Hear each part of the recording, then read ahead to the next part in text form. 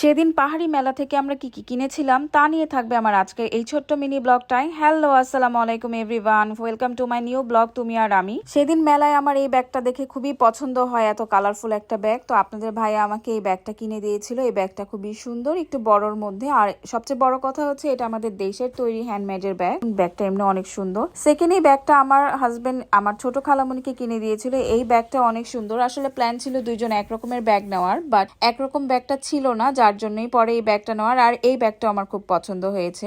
এরপরে আরো ছোট ছোট টুকিটাকি জিনিস কিনেছিলাম। আমি এই ছোট্ট একটা পার্স নিয়েছিলাম, যেটা আসলে ওই ব্যাগটার সাথে একদমই টুইনিং করে। এই ব্যাগটা আমার খুব বেশি পছন্দ হয়েছিল। আপনাদের ভাই আমাকে প্রথমেই এই ব্যাগটা কিনে দিয়েছিল। আর তাছাড়া ছোট্টর মধ্যে এদিক সেদিক যাওয়ার জন্য এই ব্যাগটা একদমই পারফেক্ট আমার কাছে মনে হয়েছে। আম্মু আমাকে এই শালটা কিনে দেয়। এই শালটা আমার খুব বেশি পছন্দ হয়েছে, কারণ একে তো আমি এরকম একটা শাল নিতে চাচ্ছিলাম, তার মধ্যে আম্মু আমাকে এটা দিয়েছে। কিভাবে জানি মারা আসলে মনের কথা বুঝে যায়। সেদিন আপনাদের ভাইয়া অনেক জোর করছিল আমাকে একটা শাল নেওয়ার জন্য, বাট আমার ওরকম একটা ভালো লাগছিল না। আমি একটা এখান থেকে থানাকাও নিয়েছিলাম, আর একটা চন্দনের গুঁড়োও নিয়েছিলাম। আর ওরা বলছিল এটা নাকি অরিজিনাল আর অথেন্টিক, যার জন্যই আমার আসলে এটা নেওয়া। আর আপনাদের ভাইয়া এই আখের গুড়টা নিয়েছিল, এটা নাকি একদমই অরিজিনাল অথেন্টিক। পরে আমরা এটা আসলে টেস্ট করে দেখেছিলাম, এটা আসলেই খুবই মজার আর একদমই অথেন্টিক। ভিডিওটা ভালো লাগলে আমার পেজটাকে অবশ্যই লাইক, ফলো এন্ড শেয়ার দিয়ে আমার পাশেই থাকবেন। ততক্ষণে আল্লাহ হাফেজ।